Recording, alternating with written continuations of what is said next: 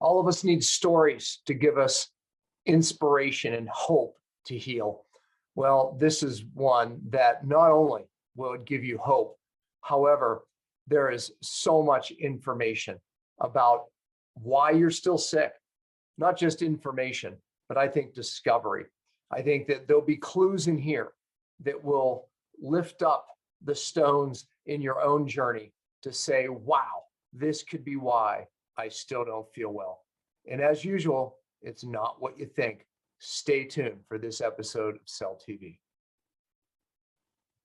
I want to give thanks to one of our sponsors, CytoDefend.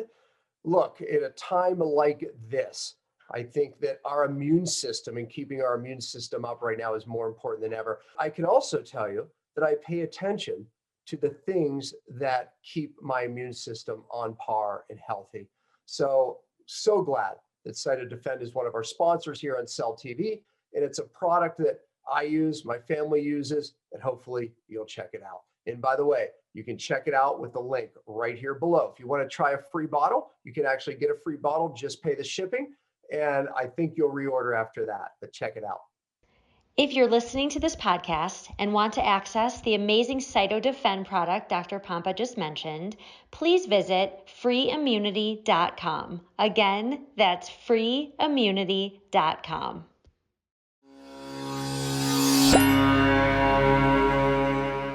Hello, everyone. Welcome to Cellular Healing TV. I'm Ashley Smith, and today we welcome Mitch Webb, a Pompa Pain to Purpose story.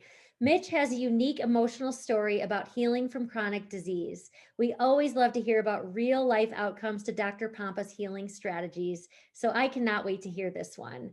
Let's welcome Mitch Webb and, of course, Dr. Pompa. Welcome, both of you. Thank you so much for having me. It's an honor to be here. Yeah, well, Mitch, I always say that I believe that we have a duty to tell our story because that's what changes lives, honestly. It's giving back. And I believe in the way that gives people hope. And when people have hope, they can heal. If people lose hope, they can't heal. And it's the stories, it's our stories that really change the mind back into an ability to heal. Not only that, I believe in every story we gain an insight. We gave an insight to our own. I know when I was sick and challenged that I would hear certain people's stories, what they did. I would even ask them leading questions, and I would always learn from it. I would always learn something. And I know our viewers are going to learn something today. That's a guarantee. So with that said, Mitch, you were absolutely the student who I knew it was pain to purpose. I knew God had a purpose beyond you, and I knew that he was going to use it. And sure enough, he has and is. So I so appreciate you being here to share the story and the knowledge you've gained in the process. Absolutely.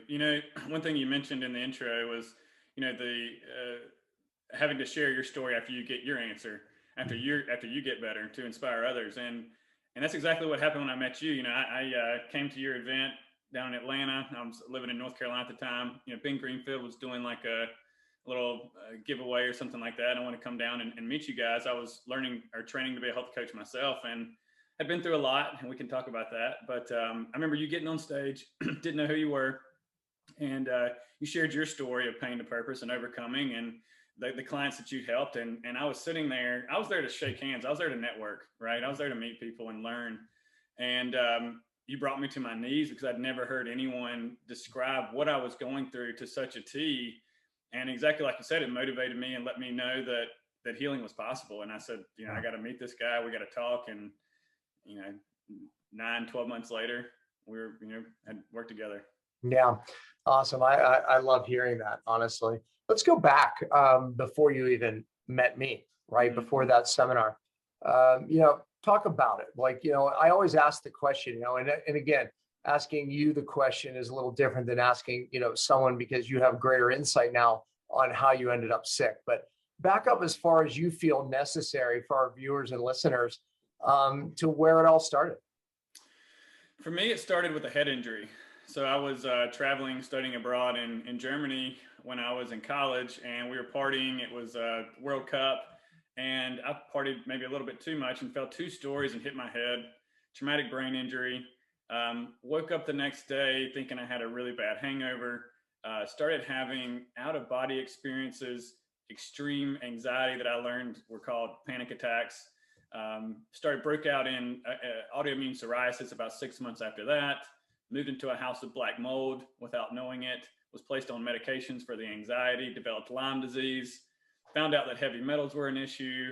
With working with you, understood that the way they were detoxing that was incorrect, was done incorrectly and really causing more harm than it was helping. You and I discovered the fatty liver, potentially pre-diabetes. The doctor I'm working with now even thinks that I had full-blown diabetes at one point.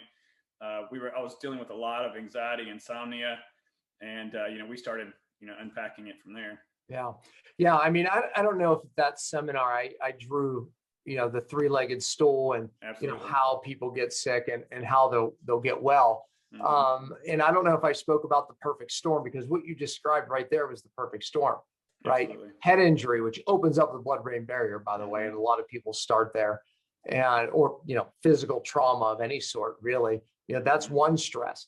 Moved into a moldy home, another stress, right? You mentioned heavy metals, Lyme, stress, bucket full, bucket overflows, genes get triggered, end up with autoimmune, end up with all types of symptoms, bizarre, unexplainable diagnosis. Maybe if you're lucky, well, I don't know, if it lands you on medication, maybe not so lucky, but that's exactly what happened to you. Mm-hmm. Yeah, I was upside down, and had been making progress. I think I was really healthy. I know I was really healthy going into it, and a lot of doctors thought I was crazy. They laughed me out of the office. I didn't look like I had diabetes. Mm-hmm. Yeah. No, I remember, when I was sick, going to different doctors, practitioners, and looking for answers. I wanted to find something, and again, I would say the majority just thought I was crazy. Honestly, because it didn't add up. Even my blood work was normal. I remember when we were working together, of course you had thyroid symptoms, of course, adrenals, of course, different autoimmune. Did your blood work ever show anything? Mine didn't, most of the time. It's funny you say that. Until you and I started working, I've been trying to do ketosis for 6 months. I mean, I remember getting up on stage or raising my hand a million times while you guys are talking about it and going, I must be doing something wrong. And like I see a lot of clients now, what do? You work out harder, you eat less, you fast more when your body's not ready for it. Mm-hmm. I was doing all of those things. There was no sign or symptom. I mean, maybe looking back, maybe my blood glucose was around 100, maybe getting up to 120 sometimes, but no doctor ever brought that up to me. When you mentioned thyroid, that's something we'll get into later. I think I had a reverse T3 issue the entire time, and I think we put it to bed with fasting. Mm-hmm. Yeah. All right. Well, let's talk about some of the things you did. Well, I mean, let me back up though before we do that, and you can even talk about what you did before me. But what diagnoses were you given? Were you given any? I mean, where were you before you met me? Lyme disease was the first thing that I got. I had a lot of candida in my gut. I remember my wife saying I had terrible toenail fungus, and my wife said after the functional medicine doctor that I was working with cleared that up, she goes, "Okay, I'm a believer now." Yeah. She said I had alligator toes, but a lot of candida, a lot of gut issues. I didn't really have digestive issues at that time. That manifested later. Yeah, you know what? By the way, with my sickness, it was the same thing. I didn't have gut issues at first. That came later as I eroded, honestly. Do you think I think the ketogenic diet does a really good job of showing us what our weaknesses are. Would you agree with that? Yeah, I do, because it stresses the cell. It stresses the mitochondria. It puts a stress, which I call mitochondrial fitness, right? When we stress it via ketosis or fasting, it lights up the areas of problem. Yeah, totally. But yeah, I mean, the Lyme disease, I definitely, what did I do? A Western blot. I had maybe one band. It was interesting. When you and I saw each other, I guess there's multiple bands that have to be positive for it to be a positive. I didn't have multiple bands, but I had the one that really means you have it. And so what you told me that meant, and what really resonated with me was I had been in contact with it. I think once I got out of the moldy home, my immune system wasn't being so suppressed, and we were able to really chase that off with some of the herbals that we were using. So, the diagnosis was Lyme. We found the mold. The whole time they're saying, we think you're in a moldy home. I'm saying, there's no way. I'm in this beautiful house that we're renting. But come to find out, Clemson University said it's one of the worst cases they've ever seen. They moved us out, renovated it, didn't do anything. But one day I was moving some appliances around, and water shot up out of the floor. Found 6 or 7 layers of linoleum that were complete black mold. It was up under where we were sleeping. So when we got out of that environment, a lot of that went away. And that's about the time you and I met each other. Yeah, that's amazing. I forgot about that until you actually said that. But of course, mold is somewhat something I sniff out literally in people's lives, right? Like, I'm asking them about their environment. I'm asking about their home. And 9 times out of 10, it's, I don't see any mold. It smells fine to me. That was the case for you. So, how did that go about? Like, what was it from? Was there a slow leak? What was the deal? Oh, so it's kind of serendipitous, man.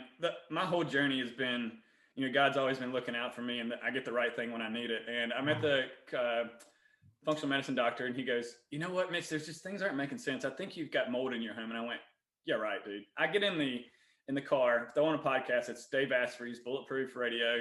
And he's doing he just released his documentary Moldy. Highly recommend any of the listeners check that out. And he was doing a free at-home mold test he was giving away. So I went, what the heck? Let's try it. I got it. I did the test. We're on vacation a couple of weeks later. We get the results back. And the numbers, what you want to see is, you want to see the same bacteria inside the house as outside the house. But you want to see a significantly less amount inside the house. Mine were exponentially more inside the house. And so I went, something's up here. So we let our landlord know. It's kind of an epidemic in this neighborhood. This was happening to a lot of people, we found out. And a lot of people were having Lyme symptoms, which we know that Lyme and mold mirror each other. So they put us up in a hotel for like a month as I'm going through the worst Lyme detox of my life. That's called Herxing, a Herxheimer reaction. So I'm like, I couldn't remember my name after lunchtime, was drinking 400 milligrams of caffeine just to stay awake during the day, and was just in hell. And they told us they remediated it. We moved back in, and I felt better while I was out. And we moved back in, and all the symptoms come back. And now I feel like I'm crazy, right? Because like all this anxiety and insomnia that was really getting better while we were gone, it's getting worse. And so, I bring that up to them. They tell me I'm crazy. We were literally about to get physical. And so I had to accept it. And so a couple of weeks later, I'm serendipitous again. I happened to move a refrigerator. Like, why would I be removing a refrigerator? But when I did, water shot up out of the floor, and I went, what is that? And I start tearing. And something you said earlier, we want to please find something wrong with me. All these crazy symptoms. And I'm like, Eureka! I'm calling everybody, specifically the gentleman who wanted to tell me I was crazy. They moved us out that night. They paid for a lot of stuff for us to move and get into a new home. I started getting better. But later we found out that, like I said, a lot of people were having similar issues in these old mill homes that were, 50 to 100 years old, that had been just remodeled. And, you can paint the pig, but, it's still muddy in there. Yeah, it's amazing, right? So many people living in mold don't know it because you don't smell it when you live there, right? Right. Maybe if I walked into your home, I'd smell it, but oftentimes you don't. It's hidden. It's behind walls. It's not out in the open. So of course you don't see mold. Right. That's the point. It's growing somewhere dark and somewhere where you don't see, behind a wall, under a floor. I just had another guy, same thing. It was in his bedroom. And the same thing. He started lifting floor, and it's like there it was. It was under the floor the whole time, and they think it was maybe coming down from the attic. But fact is that how do you know, right? And unless you start going, you know what? I moved into this house, and I've gotten worse. Yeah. Right? It's like, and then you start putting it together. I hate mold. I do. Because it's hidden. It's so evil. It's such a nasty biotoxin. And be clear, those that are listening. We're not talking about a mold allergy here. We're not talking about sniffles. We're not talking about, hard to breathe. No, we're talking about biotoxic illness that disrupts your immune system disrupts your hypothalamus, thalamus, thyroid, adrenals, every hormone in your body, blunts the cell's hormone receptors, drives inflammation, creates crazy. That's all I can tell you. Oftentimes creates pain, creates weight loss resistance, creates absolute sensitivities beyond belief. And I'm telling you, there's not an easy test to run. There's not an easy test to run in your home. You got lucky. The results were high enough, but I've had people pass air tests, different things, but a lot of molds, they don't spore, and it's hard to, pick it up on a spore test. So be cautious. One thing you can do is go to vcstest.com. It's a starting place, not perfect, has a 10%, 8% inaccuracy. However, start there. Did you take a VCS test? Was it? Not until I started working with this functional medicine doctor I've been working with for the past 2 years. That was the vision test. Is that right? Yeah, the vision test. Yeah. I've done it. Yeah, I mean, it just gives people a place to start. When you fail that test, it's like, okay, maybe there is something, because people with biotoxic illness really fail it hard. When we do move now, we have like a remediation company that we really like. Although the tests are not as great as they could be, or can't be 100%. We've got a company that we really like, and so we just moved to the home that we're in now, and we had them come out and check everything out to make sure everything's good. And it's really, I'm here in the South, man. It's humid, it's hot. There's a lot of moisture, and now that we've got hurricanes and flooding, that's when it really gets nasty. Yeah, and I want to point this out to people too, that even constant humidity above 50 in your home, basement, whatever it is, will form mold. It's enough moisture in the air to actually create a mold problem, especially in HVAC systems, air conditioning units. So be very cautious.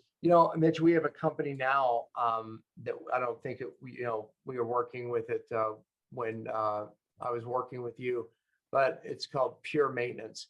And if I would move into a new place today, I would have Pure Maintenance come in and spray. It's non-toxic, works amazing, and have given many people's lives back. But, caution, folks, if you don't get to the water source, then it's a temporary fix. So you have to figure out where your moisture is coming from, what's feeding the mold. And then this stuff can be a much cheaper solution than, ripping out a lot of the mold. And this stuff's a nanoparticle, so it goes behind walls, which is nice too. But anyways, when you move, you just kind of do this ahead of time. It's cheap enough where you can actually do that. And I would throw in the EMF. That's another thing that I've learned since then, is to have someone come out. And I moved into a house after we worked together. We get there, I'm like sleeping good for the first time in my life. I was on benzos. I got off of that. Just sleeping through the night was a huge thing for me, not having anxiety. And then we move into this house, and within the first 2 nights, I'm not going to sleep. Like, I'm just laying wide awake, can't go to bed. And I'm like, what's going on? And you said it earlier. If what I've learned from functional medicine is, if something's going on, a big shift like that, it's look at your environment. And so immediately I go, there's got to be EMFs in here. Now, I had an EMF specialist come to the house while they're wiring the house, but it wasn't thrown all the way up yet. The wiring wasn't all the way in. So guess what? Wiring is a huge issue. And so we didn't catch that. And so when he comes in to the house, a week after 2 weeks we've been there, the first house that we bought, he goes, he knows my story. He's had Lyme before. He's had people who have traumatic experiences like Lyme and mold and heavy metals and all these things. We're more susceptible to EMF, so they can be. Right. Exactly. And he understood that. When he walked in that house, he could really feel it. And he's like, Mitch, you got to get out of here right now. And so hearing that, I talk a lot about the fear that was struck in my body after I've just went through all this and I've come out of it. And now I got to go back in because I didn't dot my I's and cross my T's. So when we're talking about these different things, the precautions that you can take, it can save a lot of headache. Well, you just hit a really important point. I kind of described the perfect storm where you have multiple stressors come together and boom, the catastrophic storm occurs. The bucket gets full. And once it's full, now you start reacting to anything stressful. EMF is a stress that, look, it's not good for anybody in high levels, right? But if your bucket's not full, your body will tolerate it, right? But where yours was, your bucket was so full, it couldn't tolerate that. Now, granted, nobody wants to live in a home with that high of EMF. I'll have Ashley I've done some amazing cell TVs where experts will come out to your home and, mitigate these problems. First, identify them, and then, give you the how-to on, mitigating the problem. That's what happened. So did you what did you do? Did you stay in that home? Did you mitigate it, or did you sell it and move on? Well, so right off the bat, we hired a specialist. He came in. We're like, there's a lot of issues here. So we confirmed there's a wiring issue. We had a serious ground current coming in, meaning if we turned off all the power to the house, there's still current coming in. And the way that electricity works is it goes in a loop. Okay. And if it's not going back to its home, it's going to spread all over everything. Right. And that's what was going on. So it was crawling all in the bedroom is where you want the lowest levels. My levels were associated with cancer. I think the number is 30 on one of the meters. I don't know specifically what it was, but 30 was really high. That was associated with cancer. Our numbers were like 65 and 75. Wow. They were insane. So they just came out, they measured that current basically. Oh yeah. They measured all. I mean, this dude had so many things. I remember the podcast you did. Was it Brian Hoyer? Is that correct? Mm-hmm. Yeah, that was a really good podcast. So there's a ground current, there's a cell phone tower close by, there's a radio station close by. So my immediate strategy, based on what I learned from you and what I've learned from some of the podcasts you've done, was thank goodness for fasting and ketosis, right? So I was able to take the garbage out. I would go into 3, 4, 5 day water fast, and that was the only thing that would make me feel good. Mm-hmm. I was supplementing, found ketones was really loving those at the time. Fast Tonic, your product, molecular hydrogen, was downing that, really trying to get magnesium as much as I can. And the hydrogen we know is really good for anti-inflammatory, and it's so much resources coming out on how awesome that supplement is. One thing is I was really got into grounding. So I understood that if I remember Dr. Sinatra, he talked about this at your HCF, and I'd never forget him talking about, they were looking at the blood of people, and they had been exposed to Wi-Fi's and things like Wi-Fi and cell phones and radio and all that stuff. And basically it looked like ketchup. Their blood did. It's really viscous. And they said that they'd go walk around outside for 15 minutes, come back in, the blood looked normal. And so I remembered that. I got to where we're in the city, and I'm a country boy, and here I am in the middle of downtown Durham, which is a big shift for me. And so how am I going to take actually the ground current was even so bad that you didn't want to walk barefoot out there. And so I would go to where was it coming from?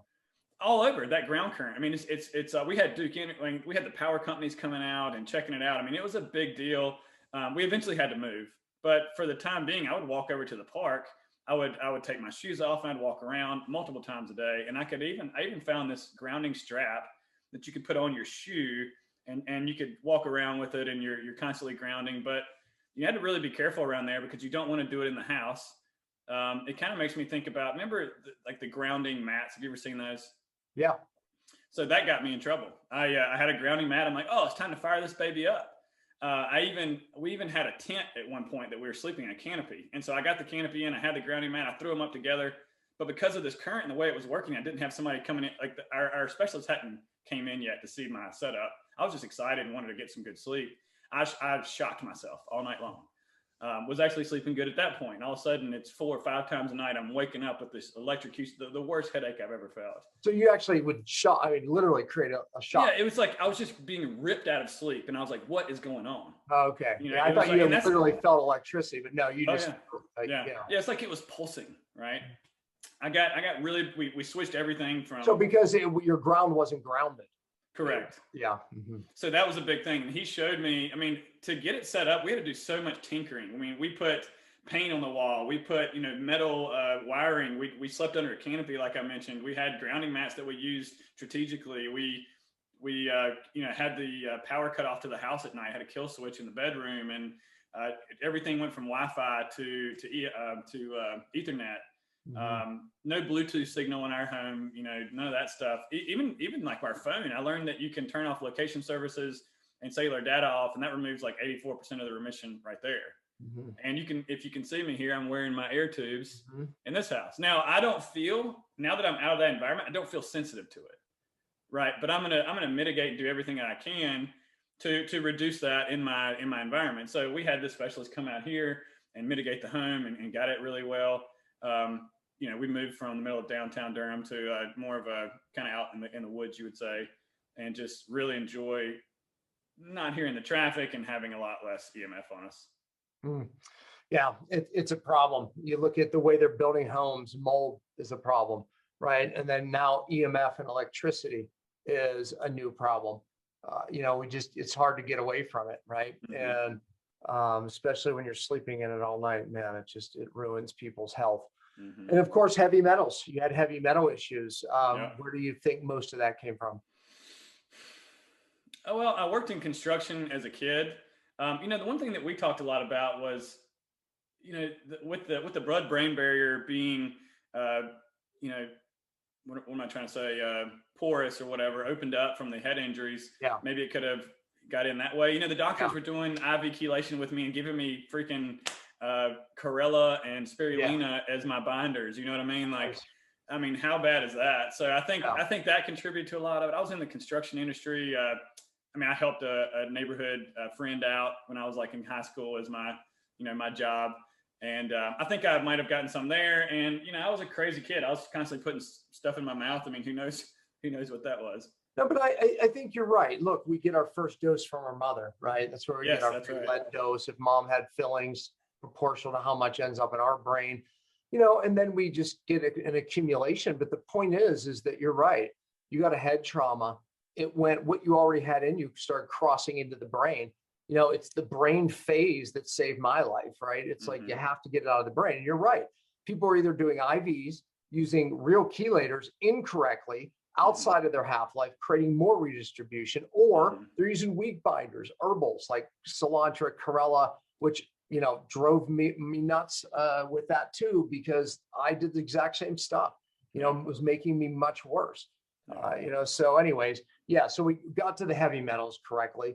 Then your body's able to start clearing infection and biotoxins, right? Got you in a safe environment, hey, you get your life back, really. I mean, and when you're detoxing at the cellular level, that's everything, right? I mean, that's the key. So, and then the fasting strategies. Yeah. What else was really in your mind was like, man, this was pivotal for me?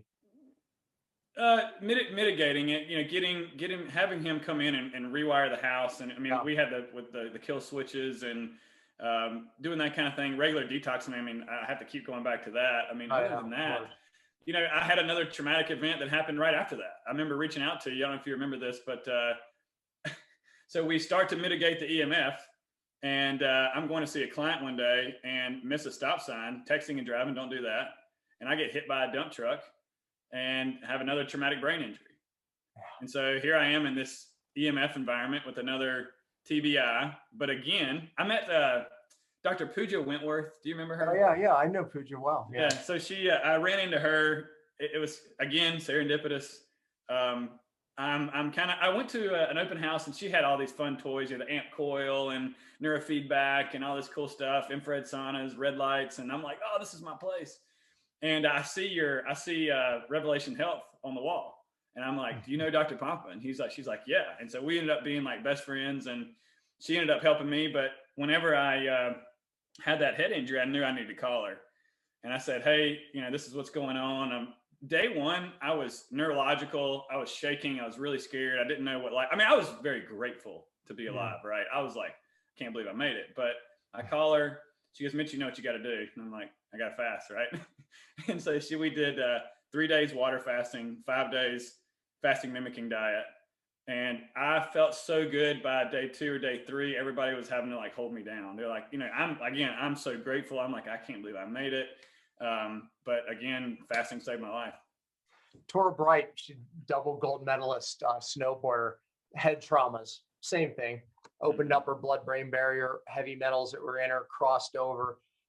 She had been to expert after expert, not getting well.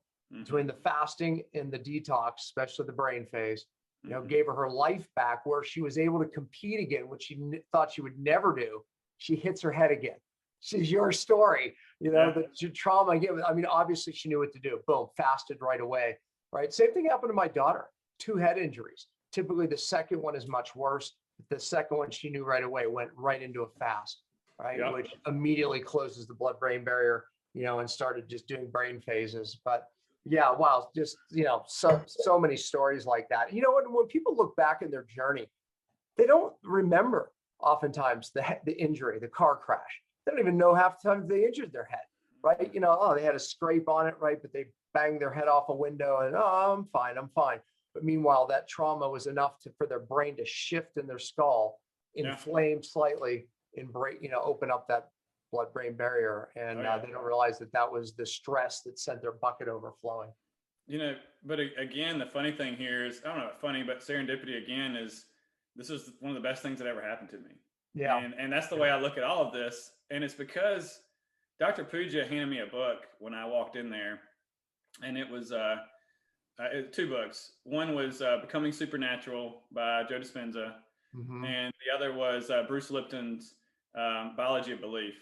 And reading these 2 books, you know, one of the things Lipton says is there's 3 things that cause dis-ease in the body, and that is trauma, and that is toxins, and that is thoughts. And I went, what? So I'd had the traumas, I'd had the toxins, but I hadn't got rid, and I'd really fixed those, but I hadn't got rid of the thoughts. I considered myself a victim. And if I wake up every day and I think all I focus on is my pain and my suffering, then what am I going to get? I'm going to get more pain and suffering. But if I can focus on something that I want before the event, and I can feel those emotions, and I can teach my body what it feels like to be in that new reality, quantum physics tells me I'm there. And so Dr. Pompa, I started meditating. I got so much more spiritual than I'd ever been, talking to God and thanking him every day for these challenges that I've been through, because these are the clients that find me now. And the clients that find me are the ones that have got the same stuff that I've gone through, you know, fatty liver and prediabetes, and, you know, your fasting strategies and the things that you taught me, and how to mitigate these things, how to stop the damage, and that the body wants to heal. We just got to get out of its way, you know? And if you think you're a victim, then you're a victim. And that was a big turning point for me as well. You know, we don't realize just how powerful the brain is, right? And that innate intelligence that's there. Part of the brain, the limbic system, Dispenza talks a lot about it, obviously. And, you know, it's there to save our life. It's all it wants to do is save our life day in, day out. However, it can be driving and driven, trying to save your life because of thoughts, trapped emotions, traumas, right? And you literally have to rewire that, right? And that's what a lot of your prayer and meditation did, is rewire that limbic system. And by the way, folks, that's where you store your memories, right? So for example, if you know, I remember years ago getting bit by a chow, a second one. My limbic system was wired to fear these dogs, right? So I literally would see, I would get the reaction that I would, right? I mean, it was like the adrenaline, the whole thing, because my limbic system, you know, would see the chow. There was a stored memory about the chow in the parahippocampus, and it would send out all of the signals and upregulate this survival mechanism. The problem is that happened to me when I would sniff a chemical. Small amounts of anything, I would upregulate that same system. You have to change your thoughts to literally downregulate that system. Have you heard of the program? I think the listeners would benefit from this. Have you heard of DNRS, Dynamic Neural Retraining System? Leaf, Carolyn Leaf. That's not right. It's Carolyn Leaf does it. She teaches it. Now, so does Dr. Gupta. Shanja Gupta Gupta does another one. I've heard of that one as well. Yeah. But I did that as well. I combined the meditations in the morning with the DNRS, and now I'm training to learn this process called mental and emotional release, where we work with the subconscious mind. A lot of the work that I understood from Joe and from Bruce, taking all of that and taking what I learned in DNRS and the meditations, and taking a client through a subconscious protocol where we're able to really tease out those thoughts and memories, because what's the subconscious there to do? It's there to protect us. So it's going to forget those things, just like you said. And the limbic system, if it's just overacting and causing all these sensitivities to be more and more, and you're going to be avoiding things more than you were before. I mean, if we can calm down that limbic system and we can go into the subconscious mind and understand why we are or even making these decisions, maybe why this accident happened. Did I draw this event to me because of something that happened in my past, and understanding that and going through a process to release that? The emotional healing, I think it was huge for me. And that was kind of like the nail in the coffin. Yeah. Yeah, well, I bet you a lot of people watching and listening that's their last and final step Yeah. is they, have to really, change the way that limbic system's wired, right? I mean, it's too simple to say change your thoughts, right? You literally, it's neuroplasticity. You have to change the way your brain is wired, but that also happens through thoughts, right? So, I mean, but literally through the way you think about your past, your traumas, your present exposures is what gives you a different wiring around those traumatic pathways that are causing your body to be in this constant state of inflammation.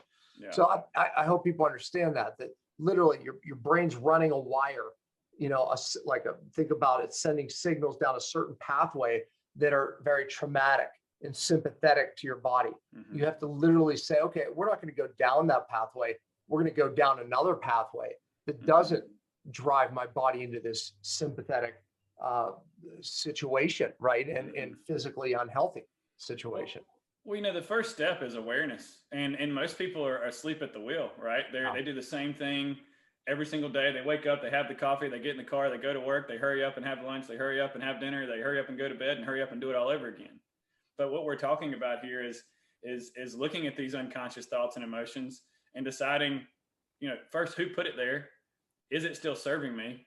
And do I want to do it? And so just being aware of those thoughts, waking up, now I'm no longer the program. I'm the observer looking at the program, and I can decide what I want to change. And the more that I could observe myself behaving in a way that the old self would behave, and I can say, stop, change. And if I can even do something different, well, then now quantum physics, Joe, those guys are telling us that you are rewiring the brain. Absolutely. Well, you had some specific things that you learned along the way too, about the thyroid. I had mentioned the thyroid earlier. You said, okay, let's get back to that later. Yeah. What'd you learn about thyroid? So after the second traumatic brain injury, and notice how I say I'll never call it my. That's something for people that are listening to this. That's not my disease. That's not my injury. That's the injury. It's not me. And so after the second head injury, I had a really, really rough time with post-concussion syndrome. I couldn't walk more than 20 minutes at a time. I could do like easy yoga. I remember going to a geriatric yoga and all these old ladies just kicking my butt, right? But that's part of the limbic system, because I started avoiding those things and I started being afraid of those things. And so they got more and more sensitive, and that's where DNR has helped. But eventually, I worked through the exercise, but I just had this fatigue. It wouldn't go away. It was just crushing me. Fasting really helped it, but it would only help for a period of time. It would come back. And so we look at my my blood work, and testosterone's low. Okay, we got it. Let's just put him on testosterone. Put me on testosterone. The first doctor I worked with gave me a super physiological dose, gave me a 200 milligram shot in the butt intramuscularly while I'm there, and sent me on my way. Now, I've also learned how to dose testosterone appropriately if you're going to go that route, and it's going to be multiple times a week. Your body does not shoot a big load of testosterone into you and you ride that up. You're going to have all kinds of peaks and valleys, and you're going to feel like crap. But what happened to me was, for the first 3 days, I felt amazing, Dr. Pompa. I was napping, and most people don't respond that quick. Usually it's 6 to 8 weeks before you can even feel anything. I was a hyper responder. I felt it immediately. And I think that's because my limbic system was so fired up, and I've learned how to read my body through all this process. So after 3 days, all of a sudden I can't sleep at night again. My heart's pounding.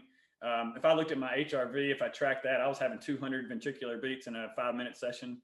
It was just, my heart rate went from about 40 to about 95 resting. Fasting wouldn't bring it down. It was really starting to scare me. And I eventually worked with my functional medicine doctor I work with now, and found out it was a thyroid issue. So it uncovered, we probably should have, in retrospect, went after the thyroid first. But the testosterone is what we, and as a male, I'm like, all right, testosterone, this is going to be awesome. If I look back on my labs for 10 years, I was low testosterone, but nobody was checking my thyroid.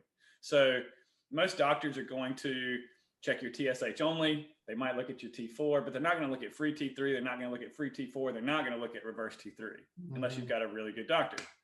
And so when I'm having all these issues, my functional medicine's like, this does not make sense. So, we tried so many different protocols, and everything would just give me this extreme anxiety.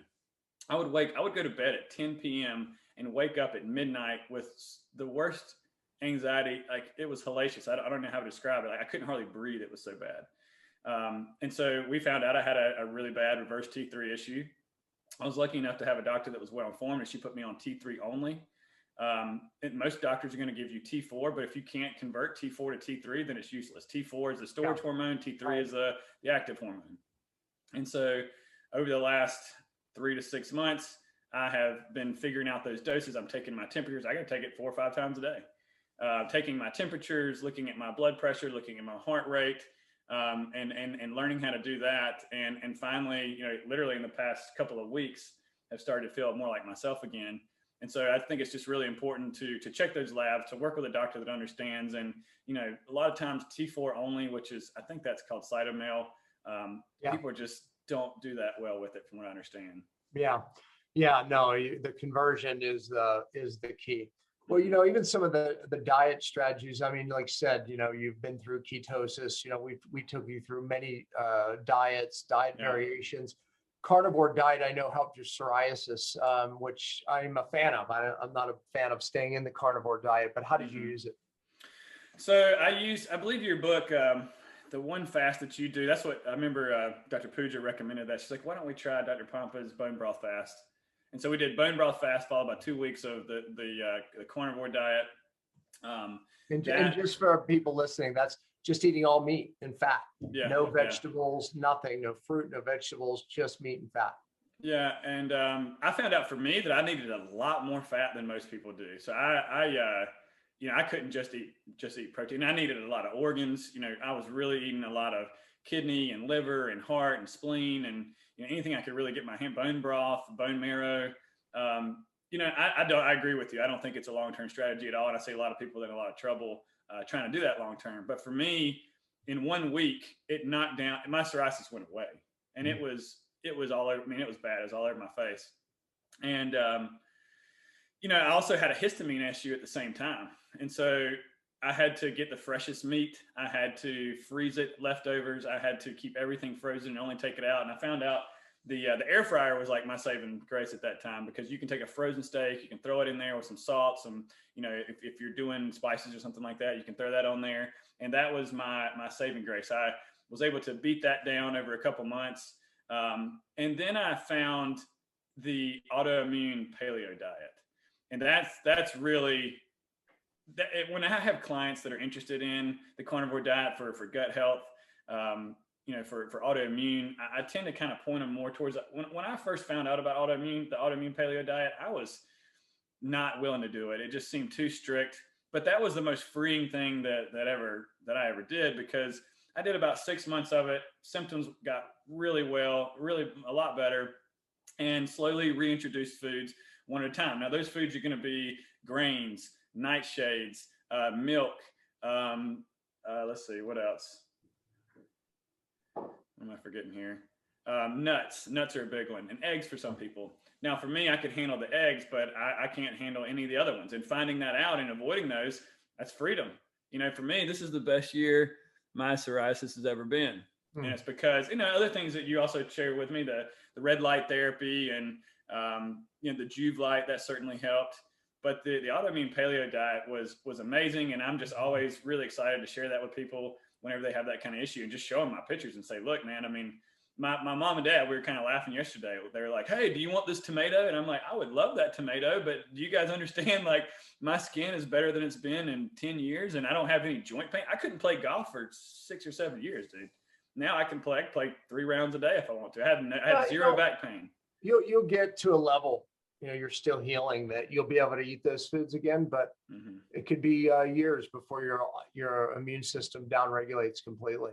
Yeah. You know, and but for right now, you're exactly where you need to be. Oh, we went the other day, we went to a burger restaurant, and they had it said peanut oil, and I was like, I'm fine.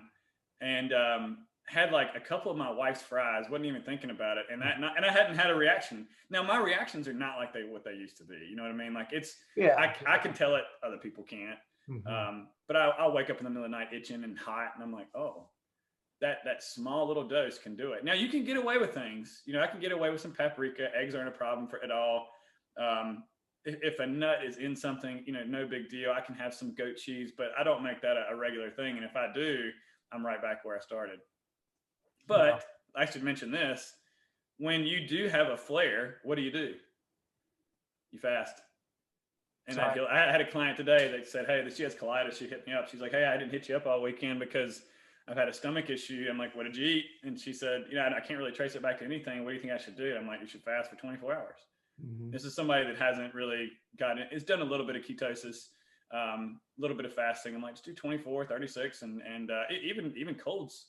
You get a cold, and that's something that's also can tell me that I'm healing from an autoimmune. If you start to actually get colds, if I get a cold, it's gone in 24 hours. As soon as I notice a sniffle, I'll start fasting, and then I'm back to good again. I'm a big fan of TRT. I know you had experience with it. Tell us.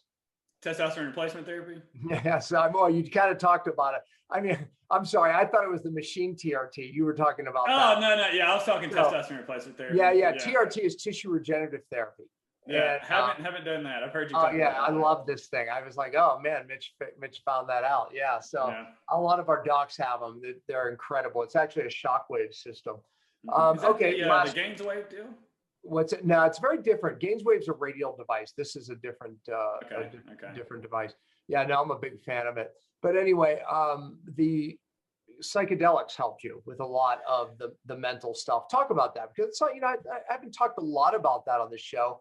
But there's a place for it. It acts as a hormetic, meaning hormesis is we add a stress to the body adapts. How did it help you? So I've always enjoyed them recreationally, even growing up, and even through a lot of my brother committed suicide, had a lot of all the trauma that I've been through, and I would go camping with a cousin, and we would get around a fire all night and eat some and just like purge these traumas. And so I knew they were healing, but I didn't know what I was doing with it until I got into this work, into functional medicine, and started. I was at a functional medicine conference a couple years ago. And they were talking about how they had a picture, and they showed this is your brain communicating, right? And there's a couple, strands going here and there. But then they said, this is your brain on psilocybin. And it looked more connected than you can ever imagine. And what the guy described is it's going to increase neurogenesis, neuroplasticity, right? So now when you're taking psilocybin, even if it's a microdose, now your brain's communicating like it hasn't, or it's communicating all over. There's no restrictions. The analogy that he gave was, have you ever been, you're out in Park City, when you go skiing and it's the end of the day, you got all these ruts, right? And you can only take certain trails, right? But psilocybin is like a fresh snow and allows you to go wherever you want. And so when I heard that, and I understood like Paul Stamets, his protocol is, most of what I was doing is microdosing. And so it's like 0.2, 0.3, a sub-perceptual dose. You're not really feeling it. You're just thinking a little bit differently. You combine that with niacin and lion's mane. And I would also combine that with flotation therapy. So now that's from the concussion repair manual. Is a really good book for people who maybe have a loved one or have had a traumatic brain injury. And that's what the first thing they recommend was float therapy. And I think Ben was the one that said that, like, hey, combine the float therapy is Ben has it in his house actually, but yeah, it's like floating on a magnesium bath. Yeah. And so, I was rewiring my brain and doing all these neuroplastic things. And if I could do that once or twice a month, I felt like that was, getting me further down the road. Now, when we talk about emotional healing and going a little bit deeper, I always felt like the more of the dose that you do is a little bit deeper the problem that you're going to be solving. Is it like a relationship thing with you and your spouse? Like you guys can take a little bit and communicate a little bit better. Maybe that filter, the conscious mind, the unconscious mind perceives like millions of bits of information per second. The conscious mind does like 126. So if you've got a barn full of hay, you're grabbing up some straws, right? So and those filters are how we see the world. And so when that filter is completely dissolved and your ego is out of the equation, well, you can see things for what they are, and you can work through some really tough stuff. And so that's what I found that I was doing when I thought I was escaping at some point. Hey, I'm just trying to get away from reality. But what I was really doing is going deep into my subconscious and deep into my body and processing a lot of this trauma that I've been holding on to for a really long People time. use ayahuasca, NDMA. I mean, there's a lot of different, what's the frog venom? 5-MeO-DMT. Yeah, what's the one they refer to it as? Iboga. Combo. Combo is one you can get combo. I've been looking at that. You can get combo. Combo is what you would do before a plant medicine ceremony to kind of clear things out. It's a purging chemical. I think they burn it into your arm, and you're going to purge. And it puts the toxin in. Basically, Yeah. it adds a stress, and the body, it activates the immune system. And I know people it helped their Lyme, but to your point too, is it even helped some of the trapped emotions in the subconscious. So, but I mean, I say with the caveat of these things can really open you up. Especially doing too much. I hear that from a lot of people, like, hey, I just ate a handful. Like, really, you need to work with somebody that knows what they're doing. I did not do that. I'm not going to say that I did. But I feel like I had a lot of experience growing up with it, and could use it in a smarter way than if somebody was to just not know what's going on. At least do your research. The more you know, the more you know, the more you can expect something. If you go into these experiences and you just get ripped open physically, mentally, for emotionally. me, I come from it from a Christian perspective. It's one thing if you keep it physical, but it's another when people oftentimes add a weird spiritual thing, and I'm totally against that. So, to your point, be careful.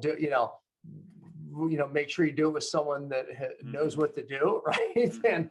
And secondly, be careful, because there can be some weird spiritual stuff around it too. Oh yeah. I mean, set an intention, go in with do your research, set an intention, and do it with someone you love or somebody that you trust. It's probably better to have a sitter, someone who's sober, that can watch you, can calm you down. And, these experienced practitioners are going to be able to facilitate that. And more they're popping up everywhere. It is. I mean, it's entering more into a medical setting than kind of like some of the other settings. Say it like that. But but listen, Mitch, we're actually out of time. Holy cow, that was amazing. In a short period of time, we laid a lot of gold nuggets along the way. You're gonna have to go back and pick them up, folks. How can people find more about you? My website is mitchwebb.com, and if there's anybody out there that's listening to the show, I'll give a free consult to anybody that reaches out. Beautiful. And my social media is @KMitchWebb, and that's on Instagram. And I think that if this level of this next toxins, traumas, and thoughts, and like you said earlier, right? Thoughts has become this area of expertise with you, and so that's awesome, man. You definitely have learned a lot, and I'm glad you're on this side. You're in the purpose, man. Pain to purpose, Mitch. I knew it would happen one day. I have you to thank. I mean, I can't. I'm so grateful for our time together and what you taught me, and just really challenging me to say, hey, Mitch, I'm not going to just tell you what to do. I'm going to teach you how to do it, because you're here for a reason. You're meant to help people, and amen. That means so much to me. The value is in the learning. If you learn to do it, that's how we get our lives back, isn't it? Thank you, Mitch. Appreciate you sharing your testimony. You're giving back, and that's always what we ask. So thank you so much. I appreciate you, Dr. Pompa. Hey, I want to tell you about one of our sponsors, Detox. Look, podcasts cost money. There's a lot of production going around this, but we are grateful to have Detox as one of the sponsors. It's so easy for me to talk about the product because myself and my family use it constantly as we practice what I preach. For over 15 years, I've talked about and taught doctors and the public about cellular detox. And I'll tell you, Cyto was a breakthrough. Cyto was a breakthrough for us. And it's changed so many lives. So we're grateful that they sponsor Cellular Healing TV. It makes sense, doesn't it? They should. If you're listening to this podcast and want to access the amazing Cyto Detox product Dr. Pompa just mentioned, please visit detoxoffer.com. Again, that's detoxoffer.com. Well, that's it for this week. The materials and content within this podcast are intended as general information only and are not to be considered a substitute for professional medical advice, diagnosis, or treatment. If you would like to purchase some of the supplements mentioned on this show, please visit the site as seen on CHTV.com and use the code CHTV15 for 15% off. Again, that's as seen on CHTV.com. Use the code CHTV15 for 15% off. And as always, thanks for listening.